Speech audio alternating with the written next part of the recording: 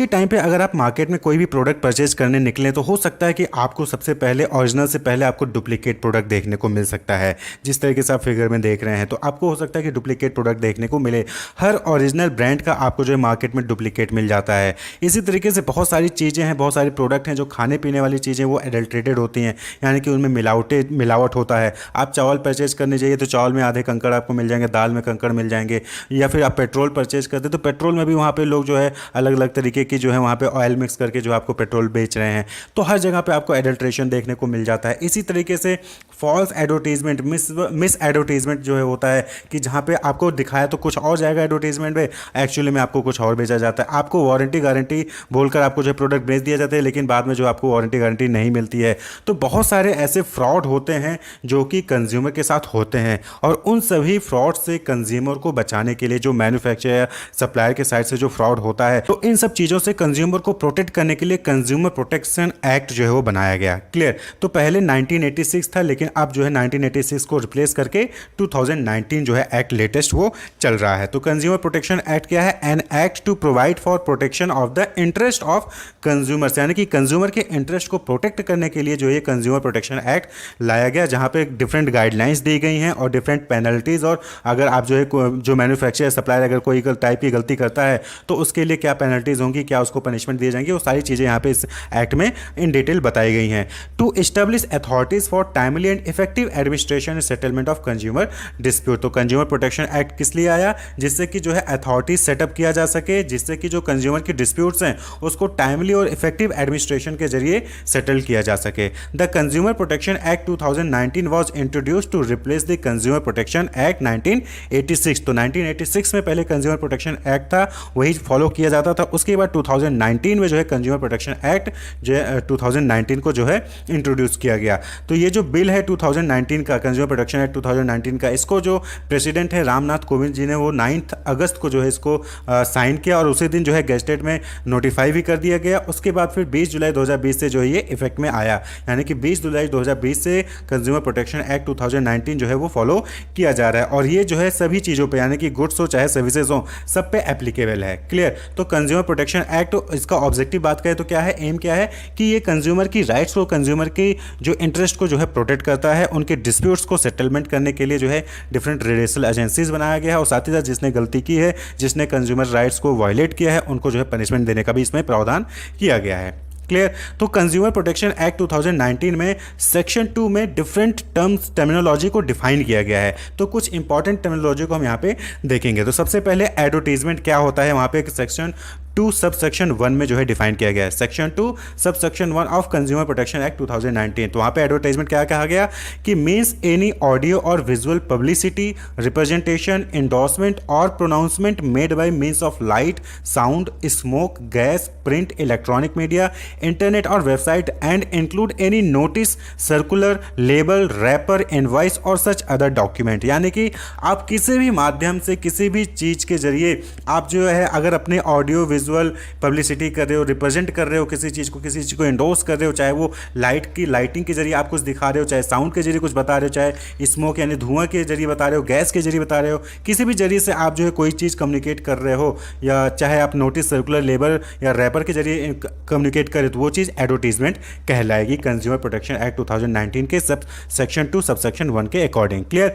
इसी तरीके से सेक्शन 2 सब सेक्शन 7 में कंज्यूमर कौन है उनको डिफाइन किया है। तो consumer means any person who buy any goods for consideration which has been paid or promised or partly paid and partly promised, does not include a person who obtains such goods for resale or for any commercial purpose। तो यहाँ पे क्या है, consumer वो person होता है जो कि कोई गुड्स को जो है परचेज करता है इन कंसिडरेशन, यानी कि गुड्स को परचेज करेगा, उसके बदले उसको वो पैसा देता है, या तो उसने दे दिया है या फिर वो प्रॉमिस करता है कि मैं आपको जो है रिमेनिंग अमाउंट दे दूंगा, यानी कि थोड़ा बहुत पैसा दिया, थोड़ा बहुत बाद में देता है, प्रॉमिस करता है कि मैं बाद में दे दूंगा। तो वो कौन हो गया?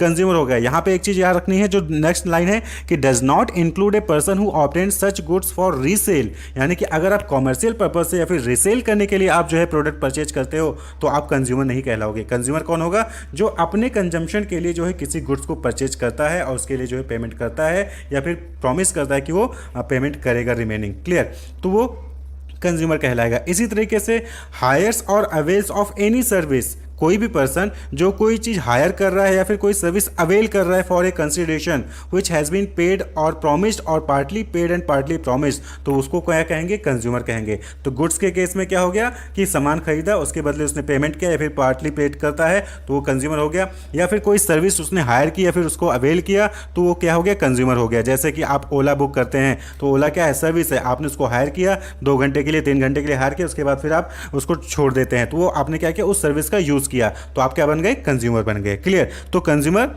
ये कहलाता है सेक्शन 2 सबसेक्शन 7 के अकॉर्डिंग। अब बात कर लें कि सेक्शन 2 सबसेक्शन 9 में कंज्यूमर राइट्स दिए गए हैं जो कि इंपॉर्टेंट है क्वेश्चन के पॉइंट ऑफ व्यू से। तो कंज्यूमर राइट्स में क्या क्या चीज़ें हैं? यहाँ पे टोटल 6 राइट्स हैं जो कि कंज्यूमर राइट्स के अंदर आते हैं, और ये कंज्यूमर प्रोटेक्शन एक्ट 2019 के तहत कंज्यूमर का राइट बनता है कि ये चीज़ें उसको मिलेंगी। पहला क्या है? The right to be protected against the marketing of goods product और service which are hazardous to life and property, यानी कि ऐसे प्रोडक्ट जो कि लाइफ और प्रॉपर्टी के लिए हैजार्डस हैं उनकी मार्केटिंग से बचाया जाए, या बचने का राइट है किसका? कंज्यूमर का, कि कोई भी ऐसा प्रोडक्ट जिससे उनको खतरा हो सकता है उनकी लाइफ को, उनके प्रॉपर्टी को, उसकी मार्केटिंग नहीं होनी चाहिए। दूसरा, the right to be informed about the quality, quantity, potency, potency यानी कि power, purity, standard and price of goods product और सर्विसेज एज द केस में be so as to protect the consumer against unfair trade practice, यानी कि यहाँ पे consumer का right होता है कि वो किसी भी गुड्स प्रोडक्ट या सर्विस को परचेज करने से पहले उसको क्वालिटी, उसकी क्वांटिटी, उसकी पावर, उसकी प्योरिटी, उसका स्टैंडर्ड, उसका प्राइस क्या है, ये सारी इंफॉर्मेशन उसको दी जाए, उसको मिले। क्लियर? नेक्स्ट जो है third right, that is the right to be assured wherever possible access to a variety of goods product और सर्विस एट कॉम्पिटिटिव प्राइस, यानी कि ये कंज्यूमर का राइट होता है कि जहाँ पे भी पॉसिबल हो उसको जो है प्राइस को कंपेयर करने का मौका मिले, यानी कि ये नहीं कि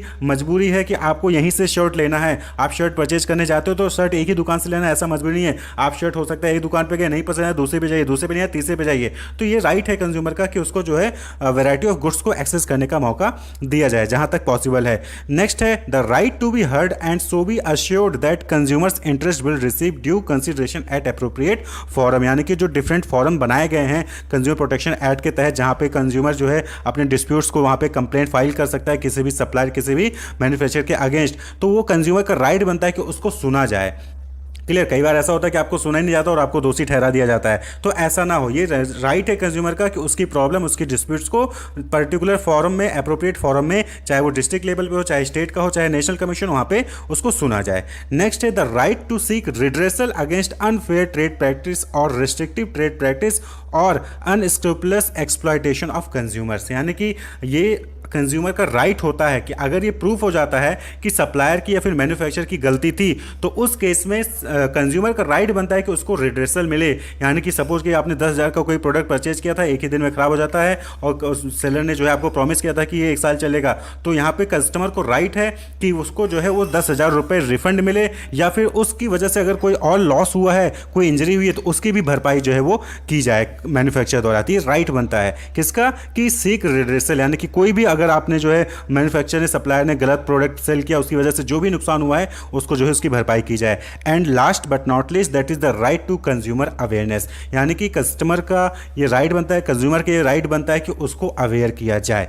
तो ये 6 राइट्स जो हैं कंज्यूमर प्रोटेक्शन एक्ट 2019 में सेक्शन 2 के सब सेक्शन 9 में बताए गए हैं। क्लियर? नेक्स्ट है सेक्शन 2 सब सेक्शन 21 जिसमें गुड्स को डिफाइन किया गया है। Goods means every kind of movable property and include food. तो गुड्स क्या है? सारी मूवेबल प्रॉपर्टी और फूड जो है वो गुड्स कहलाता है। As defined as clause J of sub section 1 of section 3 of the food safety and standard act 2006, यानी कि फूड यहाँ पे जो बात कही कि इंक्लूड फूड्स, तो गुड में फूड्स में इंक्लूड होते हैं, तो वो फूड की डिफिनेशन जो है वो food safety and standard act 2006 में डिफाइन किया गया है। तो goods means every kind of movable property जिसको मूव किया जा सके, और फूड को भी इंक्लूड किया जाता है गुड में। वहीं पे सेक्शन 2 सब सेक्शन 24 में मैन्युफैक्चरर को डिफाइन किया गया है। Manufacturers means a person who makes any good और पार्ट देयर ऑफ, यानी कि कोई गुड बना रहा है या फिर किसी गुड्स का कोई छोटा पार्ट बना रहा है, जैसे गाड़ी, तो गाड़ी का हैंडल बना रहा है, टायर बना रहा है, तो क्या होगा?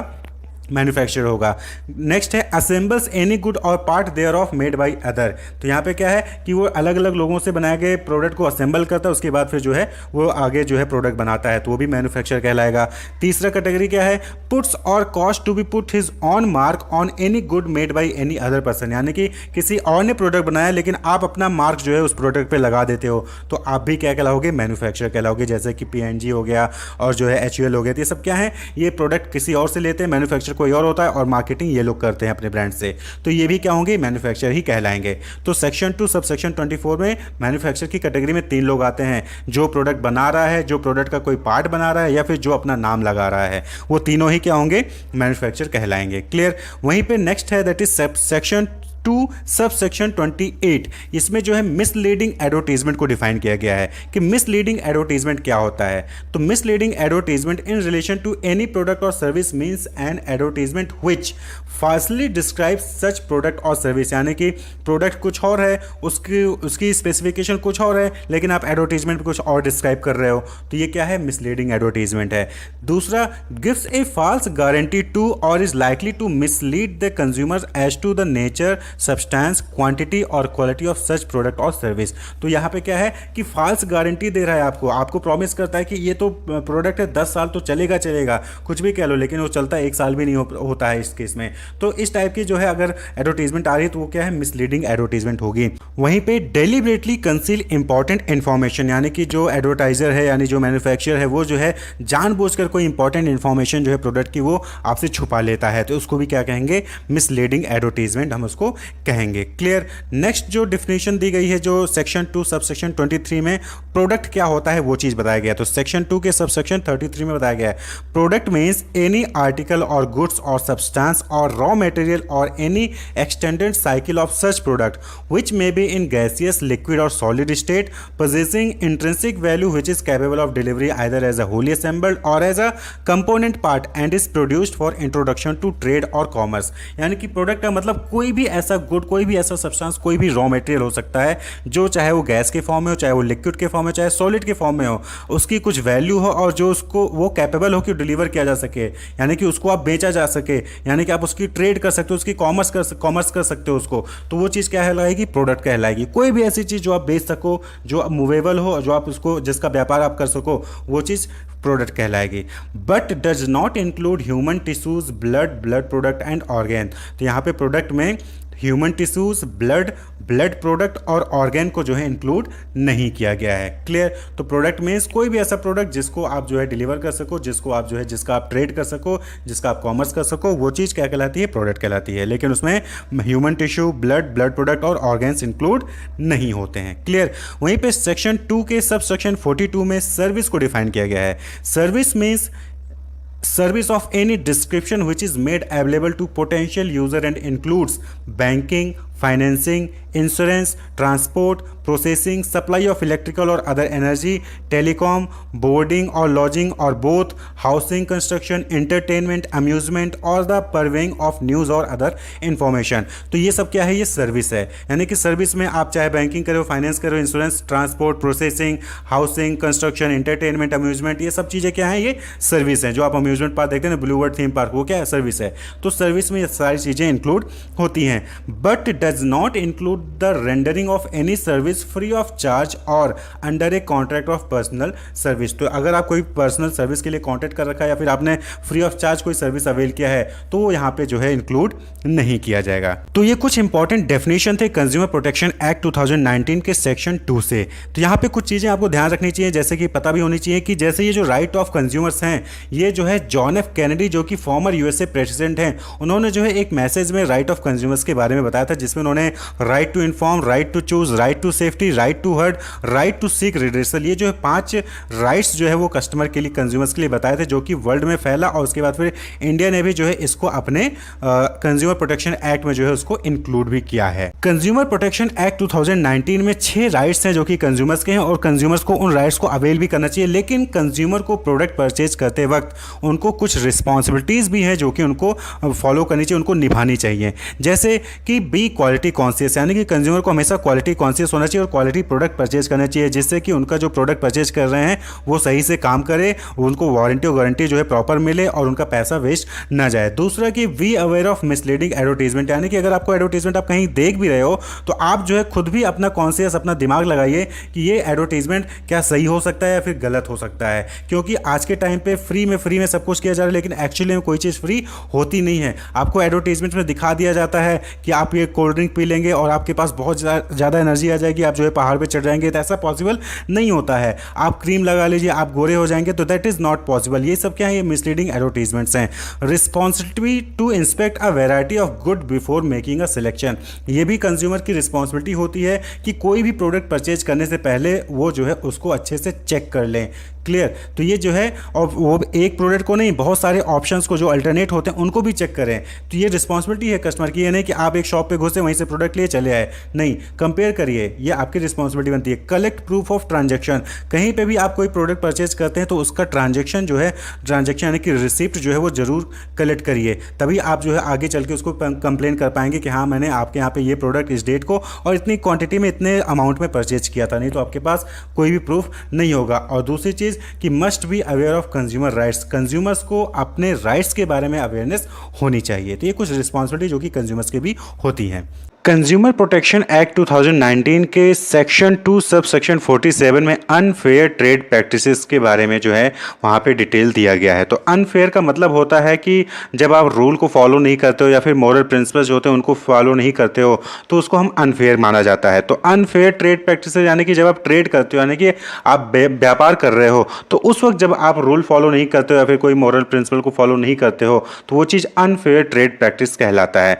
Means a trade practice which adopts any unfair method or unfair or deceptive practice for the purpose of promoting the sale, use or supply of any goods or for the provision of any services, यानी कि जब आप किसी product को बेचने के लिए, उसको प्रमोट करने के लिए, सप्लाई करने के लिए या फिर सर्विस से रिलेटेड कोई भी चीज़ प्रमोशन कर रहे हैं, तो वहाँ पे जब आप किसी भी अनफेयर मेथड का या फिर अनफेयर डिसेप्टिव प्रैक्टिस यूज़ करते हैं तो वो चीज़ अनफेयर ट्रेड प्रैक्टिस कहलाती है। क्लियर?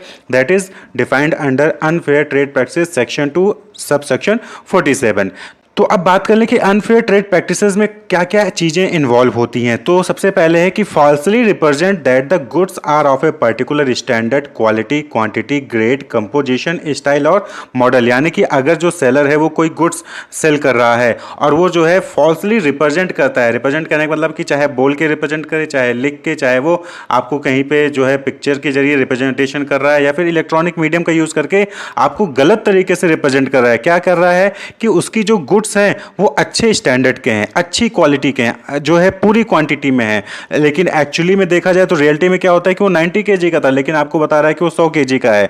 वो बताता है आपको कि ग्रेड ए है लेकिन एक्चुअली में वो बी ग्रेड का होता है। कंपोजिशन कुछ और होता है लेकिन वो कंपोजिशन आपको कुछ और बताता है। गाड़ी का मॉडल हो गया, फिर कोई प्रोडक्ट का जो गुड्स का मॉडल है, स्टाइल है, कुछ और होता है लेकिन आपको जो है गलत रिप्रेजेंट करता है। तो ये क्या हो गया, ये अनफेयर ट्रेड प्रैक्टिस हो गया। तो जब भी गुड्स को लेकर रियलिटी में कुछ और हो और आपको बताया कुछ और जाए तो इसको हम अनफेयर ट्रेड प्रैक्टिस कहते हैं। तो इसलिए क्या होना चाहिए यहाँ पे कि जो है उसी को बताइए, जो चीज़ है, गुड्स की जो क्वालिटी है, जो स्टैंडर्ड है, जो उसका क्वांटिटी है, क्वालिटी है, कंपोजिशन है, वही बताइए। जब आप रियलिटी कुछ और है और बताते कुछ और हैं तो अनफेयर ट्रेड प्रैक्टिस हो जाता है। इसी तरीके से सर्विस में भी है, falsely represent that the service are of a particular standard, quality और ग्रेड, यानी कि जब जो कोई सर्विस प्रोवाइडर है वो झूठ बोलता है, गलत तरीके से रिप्रेजेंट करता है कि उसकी जो सर्विस है वो अच्छी स्टैंडर्ड की है, अच्छे क्वालिटी की है, उसका ए ग्रेड है, तो उस केस में क्या होता है कि वो अनफेयर ट्रेड प्रैक्टिस कर रहा है, यानी कि जब भी वो गलत तरीके से अपने सर्विस की क्वालिटी को शो करता है। Falsely represent any rebuilt, second hand, renovated, reconditioned और old good as a new good, यानी कि जो सेलर है वो किसी पुराने सामान को या फिर जो है किसी का सामान खराब हो गया था उसी सामान को नया सामान बताकर आपको बेच देता है, तो वो क्या है, वो अनफेयर ट्रेड प्रैक्टिस है। यानी कि पुराना सामान को आप नया सामान बता के के आप जो है कस्टमर को प्रोवाइड कर देते हो। तो ये क्या है, अनफेयर ट्रेड प्रैक्टिस है। इसी तरीके से जो नेक्स्ट है that is represents that the goods और service have sponsorship, approval, performance characteristics, accessories, uses और बेनिफिट व्हिच सच गुड्स और सर्विस डू नॉट हैव। यानी कि जो सेलर का गुड्स है वो उसके पास कोई स्पॉन्सरशिप नहीं होती है, कोई अप्रूवल नहीं होता किसी अथॉरिटी से, कोई परफॉर्मेंस का उसके पास जो है सर्टिफिकेशन नहीं होता है, कोई एसेसरीज नहीं होती है, लेकिन आपको बताएगा कि ये सारी चीज़ें हैं, तो वो चीज़ क्या होगी, अनफेयर ट्रेड प्रैक्टिसेस। क्लियर। इसी तरीके से रिप्रेजेंट्स दैट द सेलर और द सप्लायर हैज स्पॉन्सरशिप। यहाँ पे क्या है कि गुड्स और, पहले वाले में क्या था कि गुड्स और सर्विस के पास स्पॉन्सरशिप है, लेकिन यहाँ वाले में क्या बता रहे हैं कि जो सेलर है या जो सप्लायर है उसके पास स्पॉन्सरशिप है या फिर अप्रूवल है या फिर एप्लीकेशन है, जबकि एक्चुअली में नहीं होता है। तो ये भी क्या हो गया, अनफेयर ट्रेड प्रैक्टिस। यानी कि आप झूठ बोल रहे हो, आप झूठ बोल रहे हो कि आपके पास एफिलिएशन है, आप झूठ बोल रहे हो कि आपके पास अप्रूवल है, आप झूठ बोल रहे हो कि आपके गुड्स का जो है अप्रूवल है, स्पॉन्सरशिप है, उसकी परफॉर्मेंस अच्छी है। तो ये क्या हो गया, ये अनफेयर ट्रेड प्रैक्टिस हो जाता है। मेक्स अ फॉल्स और misleading representation concerning the need for और the usefulness of any goods और सर्विस। यानी कि यहाँ पे क्या कहने का मतलब है कि जो सेलर होता है वो ये बोलता है कि आपके लिए ये जो गुड्स है बहुत यूजफुल है, जबकि एक्चुअली में वो यूज़फुल नहीं होता। ये सर्विस आपके लिए बहुत बेनिफिशियल होगी, लेकिन एक्चुअली में वो सर्विस आपके लिए बेनिफिशियल नहीं होता। तो जब इस तरीके से कोई सामान जो है बेनिफिशियल बता के आपको बेचता है तो वो चीज़ क्या कहलाता है, अनफेयर ट्रेड प्रैक्टिस। यानी कि आपको पता है, जो सेलर है उसको पता है कि सामान जो है बेकार है, किसी काम का नहीं है, लेकिन आपको ये बताएगा कि बहुत इंपॉर्टेंट है, ये आप जरूर परचेज करिए। तो उस केस में वो क्या कर रहा है, अनफेयर ट्रेड प्रैक्टिस कर रहा है। Gives to the public any warranty और guarantee of the performance, efficacy or length of life of a product or of any good that is not based on adequate or proper test। यानी कि जो seller है उसने उस goods की कोई भी टेस्टिंग नहीं की है, लेकिन फिर भी वो क्या कहता है आपसे कि ये गुड्स जो है बहुत 2-3 सालों तक चलेगा, इसके लिए मैं आपको वारंटी दे रहा हूँ, फिर गारंटी दे रहा हूँ, जबकि उसने खुद ही टेस्ट नहीं किया, प्रॉपर टेस्ट नहीं किया, एडुकेट टेस्ट नहीं किया है, और उसके बिना टेस्टिंग के ही वो आपको वारंटी या गारंटी दे रहा है। तो वो भी क्या कर रहा है, वो अनफेयर ट्रेड प्रैक्टिस कर रहा है। Material misleads the public concerning the price at which a product or like product or goods or service have been or are ordinarily sold or provided। यहाँ पे क्या है कि मटेरियल क्या करता है, आपको मिसलीड करता है, किस चीज़ को लेके, प्राइस को लेके। वो कहेगा कि अरे भैया मार्केट में ही इसका रेट जो है 100 रुपये चल रहा है, जबकि एक्चुअली मार्केट में क्या चल रहा होता है, 50-60 रुपये चल रहा होगा, लेकिन आपको क्या होता है, भैया मार्केट में ही महंगा है तो हम क्या करें, हम भी 100 रुपये में बेच रहे हैं। तो मिसलीड कर रहा है प्राइस को लेकर। तो क्लियर। तो यहाँ पे भी क्या है, ये अनफेयर ट्रेड प्रैक्टिस हो गया। गिव्स फॉल्स और misleading facts disparaging the goods services और ट्रेड ऑफ अनदर पर्सन। यानी कि यहाँ पे क्या हो गया कि जो सेलर है वो किसी दूसरे सेलर के गुड्स के या सर्विस के बारे में बोलता है कि यार उसका सामान खराब है, उसका मत लेना, वो बहुत घटिया सामान बेचता है। यानी कि आप डिस्पैरेजिंग कर रहे हो, दूसरे के सामान को क्या कर रहे हो, लो क्वालिटी का बता रहे हो, लो वैल्यू का बता रहे हो। तो ये भी क्या है, ये अनफेयर ट्रेड प्रैक्टिस है। आप अपना सामान छोड़ के दूसरे की क्वालिटी को क्या कह रहे हो, आप बेकार कह रहे हो, तो ये अनफेयर ट्रेड प्रैक्टिस है। तो ये सारे एक्टिविटीज़ अगर कोई भी सेलर या मैन्युफैक्चरर परफॉर्म करता है तो वो अनफेयर ट्रेड प्रैक्टिस कर रहा है, यानी कि वो गलत व्यापार कर रहा है।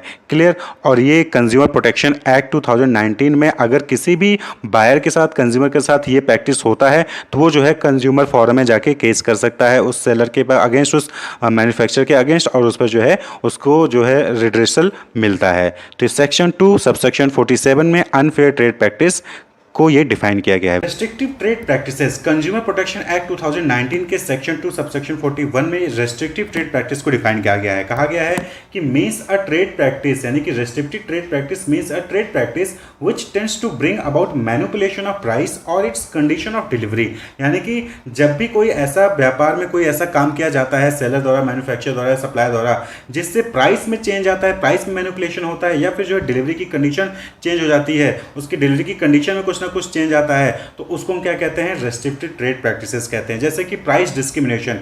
प्राइस डिस्क्रिमिनेशन में क्या होता है कि एक से आप जो है कम पैसा चार्ज कर रहे हो, दूसरे से सेम प्रोडक्ट के लिए ज़्यादा पैसा चार्ज कर रहे हो, तो ये मैनिपुलेशन ऑफ प्राइस हो गया, ये रेस्ट्रिक्टिव ट्रेड प्रैक्टिस हो गया।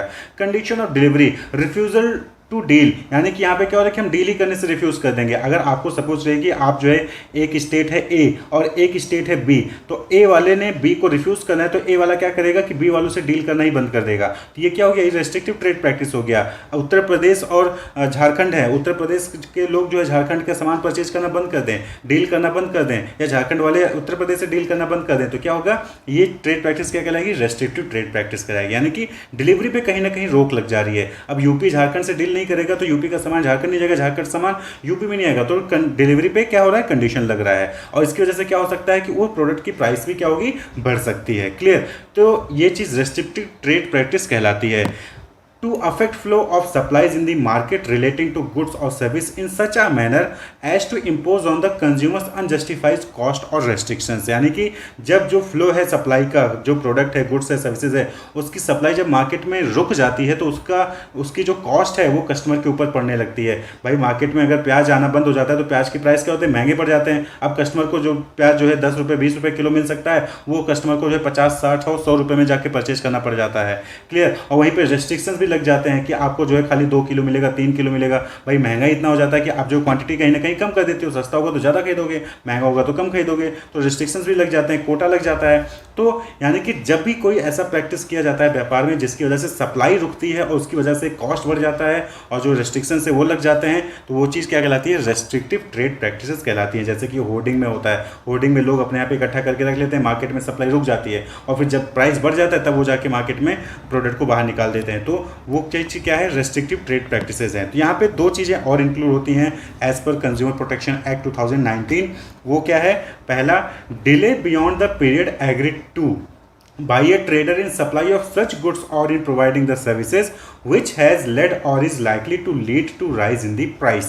तो यहाँ पे क्या हो रहा है कि अगर कोई आपने जो है किसी से एग्रीमेंट करके रखा था डीलर से, ठीक है, कि जो है वो एक पर्टिकुलर टाइम पीरियड में आपको जो है सर्विस या फिर जो है गुड्स को डिलीवर करेगा, लेकिन वो डिले करता है। वो क्या करता है, डिले करता है, जानबूझ के लेट करता है, इंतजार करता है कि प्राइस बढ़ जाए, या फिर जानबूझ के डिले करता है जिससे कि प्राइस बढ़ जाए। या तो उसको लगता है कि प्राइस बढ़ने वाली है इसलिए डिले करता है, या फिर इसलिए डिले करता है जिससे कि प्राइस बढ़ जाए। तो ये चीज़ क्या है, ये चीज़ रेस्ट्रिक्टिव ट्रेड प्रैक्टिस कहलाती है। क्लियर। वहीं पे जो दूसरा पॉइंट है, any trade practice which require a consumer to buy, hire और अवेल ऑफ एनी गुड्स और service as condition precedent for buying, hiring और अवेलिंग ऑफ अदर गुड्स और सर्विस। यानी कि अगर आप जो है किसी कंज्यूमर के सामने ये शर्त रख देते हो कि आपको हम जो है प्रोडक्ट ए तभी देंगे जब आप प्रोडक्ट बी को परचेज करोगे, तो ये चीज़ क्या हो गई, ये रेस्ट्रिक्टिव ट्रेड प्रैक्टिस हो गई। आप किसी को बाउंड नहीं कर सकते हो कि आपको ये खरीदना ही खरीदना है। क्लियर। तो ये क्या है, राइट, जो कंज्यूमर के राइट है वो कहीं ना कहीं इसमें ब्रेक होते हैं रेस्ट्रिक्टिव ट्रेड प्रैक्टिसेस में। यहाँ पे मैन्युफैक्चरर सप्लायर क्या करता है कि वो कंज्यूमर से बोलता है कि आपको अगर कोई प्रोडक्ट परचेज करना है या प्रोडक्ट ए परचेज करना है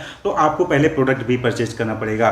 तो अगर इस तरीके का कोई केस आपको दिखता है तो ये भी क्या है, ये रेस्ट्रिक्टिव ट्रेड प्रैक्टिस है और इसके अगेंस्ट जो है कंज्यूमर फोरम में जाया जा सकता है। क्लियर। तो ये चीज़ क्या है, कंज्यूमर प्रोटेक्शन एक्ट 2019 में रेस्ट्रिक्टिव ट्रेड प्रैक्टिसेस कहलाती हैं, जिसकी वजह से प्राइस में चेंजेस हो रहे हो, मैनिपुलेशन हो रहा हो प्राइस का, या फिर जो डिलीवरी है, जो फ्लो है सर्विसेज का, सप्लाई का, वो जो है कहीं ना कहीं अफेक्ट हो रहा है, तो उसको हम रेस्ट्रिक्टिव ट्रेड प्रैक्टिस कहते हैं। अगर कोई मैन्युफैक्चरर या फिर कोई सर्विस प्रोवाइडर कंज्यूमर राइट्स को वायलेट करता है या फिर सपोज है कि कोई मिसलीडिंग एडवर्टीजमेंट शो कर रहा है, फिर एडल्ट्रेटेड प्रोडक्ट जो है वो सेल कर रहा है, तो उस केस में जो है कंज्यूमर प्रोटेक्शन एक्ट 2019 के तहत उसको जो है डिफरेंट पेनल्टीज जो है वो लगाए जाते हैं। तो जैसे कि अलग अलग सेक्शन में जो है यहाँ पे आपको डिवाइड किया गया है कि किस सेक्शन के तहत अगर वो कौन सा ऑफेंस करता है तो उसको क्या पेनल्टी लगेगी, कितने साल की जेल होगी, कितना फाइन लगेगा। तो सेक्शन 89 है सबसे पहले। तो सेक्शन 89 में जो है अगर कोई मैन्युफैक्चरर या फिर सर्विस प्रोवाइडर वो जो है फॉल्स मिसलीडिंग एडवर्टीजमेंट करता है, एनी मैन्युफैक्चरर और service provider who cause a false और मिसलीडिंग एडवर्टीजमेंट, यानी कि प्रोडक्ट कुछ और है, आपको एडवर्टीजमेंट में कुछ और दिखाया जा रहा है, आपको एडवर्टीजमेंट में गलत इन्फॉर्मेशन दी जा रही है, तो उस केस में जो मैन्युफैक्चरर या फिर सर्विस प्रोवाइडर होगा उसको 2 साल तक की सज़ा, उसके साथ साथ 10 लाख रुपए तक का फाइन जो है उसको लग सकता है। Shall be punished with imprisonment for a term which may extend to 2 years and with fine which may extend to 10 lakh, यानी कि 2 साल तक की सजा और साथ ही साथ 10 लाख रुपए तक का फाइन जो है उसको लगेगा अगर वो मिसलीडिंग एडवर्टीजमेंट या फिर फॉल्स एडवर्टीजमेंट जो है दिखाता है। And for every subsequent offence, यानी कि उसके बाद पहली बार उसने की तो ये 2 साल तक की सजा और 10 लाख रुपए तक का जुर्माना, अगर उसके बाद फिर से वो दोबारा गलती करता है तो यही जो इम्प्रिजमेंट है वो 5 साल तक का हो जाएगा एंड जो फाइन है वो 50 लाख रुपीज़ तक का एक्सटेंड हो जाएगा, यानी कि उसको दोबारा वो गलती करता है तो 5 साल तक की जेल हो जाएगी और साथ ही साथ 50 लाख रुपए तक का जो है उसके ऊपर फाइन लगाया जा सकता है। वहीं पे सेक्शन 90 में कहता है कि हु एवर बाई हिमसेल्फ और by any other person on his behalf manufactures for sale or stores or sell or distribute or import any product containing an adulterant shall be punished। तो यहाँ पे ये कहने का मतलब है कि चाहे कोई भी हो, या खुद कर रहा हो या फिर किसी दूसरे से करवा रहा हो, क्या चीज़ कि वो एडल्ट्रेंट प्रोडक्ट जो है वो मैन्युफैक्चर करता है, उसको स्टोर कर रहा है, उसको सेल कर रहा है, उसको डिस्ट्रीब्यूट कर रहा है, फिर उसको इंपोर्ट कर रहा है, तो वो भी जो है ऑफेंस है और उसके तहत जो है उसको अलग अलग जो है इम्प्रिजमेंट और फाइन लग सकता है। तो उसके अलग अलग कैटेगरी हैं। पहला है कि उस प्रोडक्ट की वजह से, यानी कि जो एडल्ट्रेंट प्रोडक्ट उसने मैन्युफैक्चर किया, सेल किया, फिर डिस्ट्रीब्यूट किया, उस प्रोडक्ट की वजह से कोई भी इंजरी कंज्यूमर को नहीं होती है, लेकिन एडल्ट्रेंट प्रोडक्ट था, तो उस केस में जो है उसको 6 महीने तक की सजा और साथ ही साथ 1 लाख रुपए तक का फाइन उसके ऊपर लगाया जा सकता है।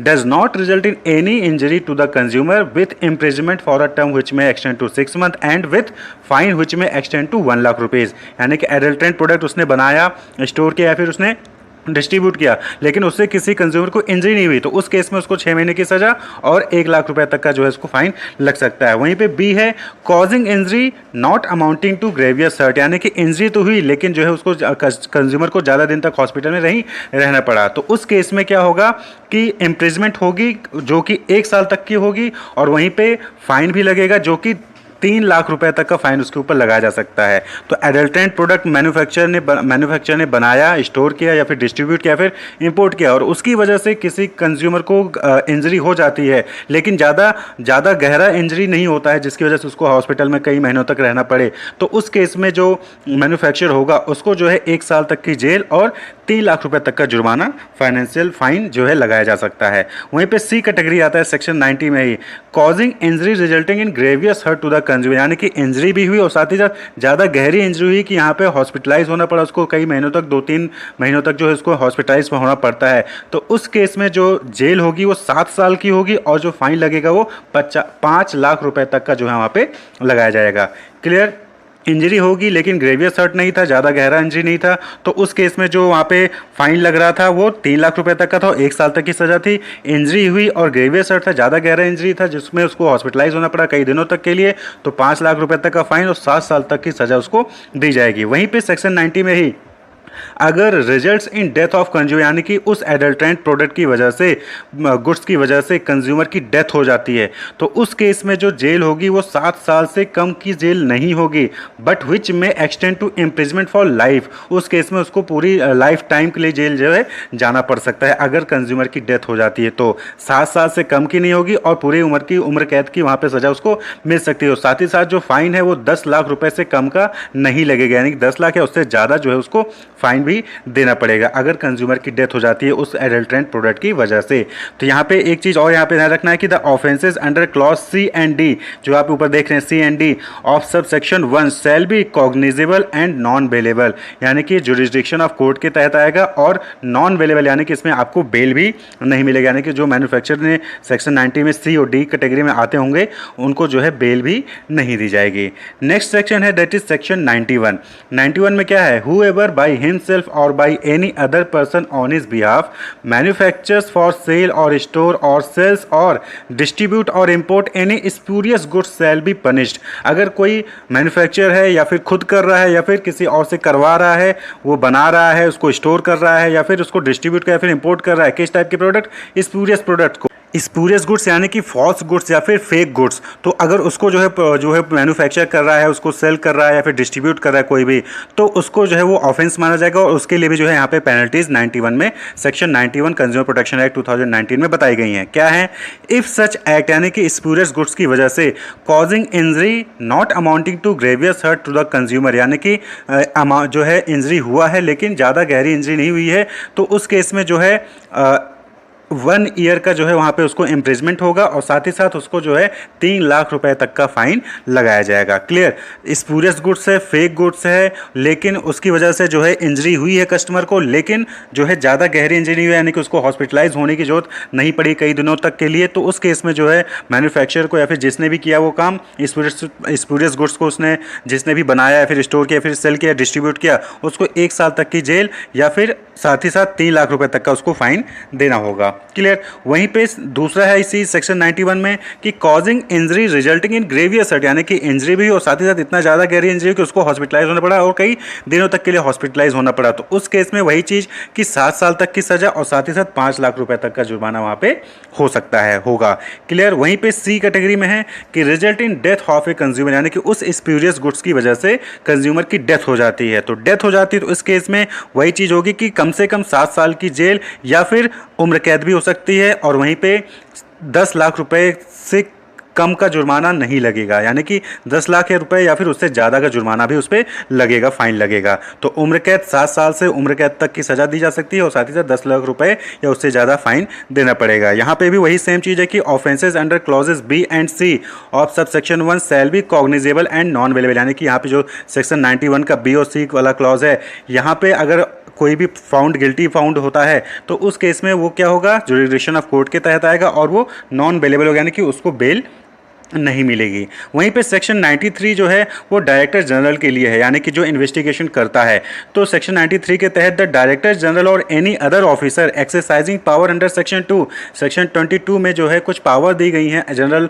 डायरेक्टर जनरल को और ऑफिसर को कि वो इन्वेस्टिगेशन कर सकते हैं। अगर वो जो है नॉन रीजनेबल ग्राउंड पे वो अपने पावर्स का यूज़ करते हैं तो उस केस में जो है उनको भी पनिशमेंट मिलेगी, उनको भी पेनल्टी लगाई जाएगी। अब सपोज ये सर्च करते हैं या cause to be search by any premises या सीज्ड एनी रिकॉर्ड रजिस्टर और अदर डॉक्यूमेंट और आर्टिकल, यानी कि वो किसी रिकॉर्ड को सीज कर देते हैं या फिर किसी डॉक्यूमेंट या आर्टिकल को जो है सीज कर देते हैं, तो उस केस में जो है उनको नो रीजनेबल कॉज, यानी बिना किसी रीजन के ये काम कर रहे हैं, तो उस केस में जो है उनको पनिशमेंट मिलेगी। क्या पनिशमेंट मिलेगी? Shall for every such offence be punished with imprisonment for a term which may extend to 1 year और with fine which may extend to 10,000 रुपये और विथ बोथ, यानी कि 1 साल तक की सजा या फिर उनको 10,000 रुपये का जुर्माना या फिर दोनों ही उनके ऊपर लगाया जा सकता है। यानी कि बिना किसी रीजन के वो जो है कहीं पे जाके सर्च कर रहे हैं किसी भी प्रीमाइसेस पे या फिर जो है किसी भी डॉक्यूमेंट को रिकॉर्ड को जो है सीज कर दे रहे हैं, तो उस केस में डायरेक्टर जनरल या फिर कोई ऑफिसर जो सर्च कर रहा है बिना किसी रीजनेबल ग्राउंड के,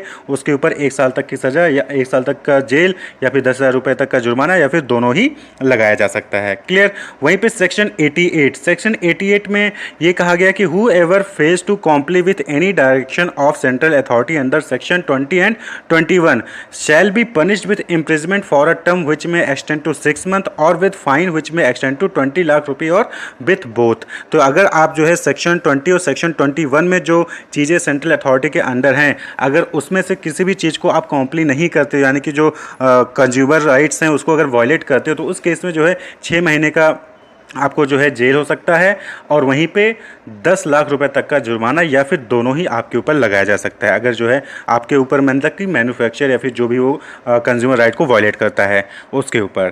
तो ये जो है कंज्यूमर प्रोटेक्शन एक्ट 2019 के तहत डिफरेंट ऑफेंसेस एंड पेनल्टीज थे। Wish you all the best, keep watching.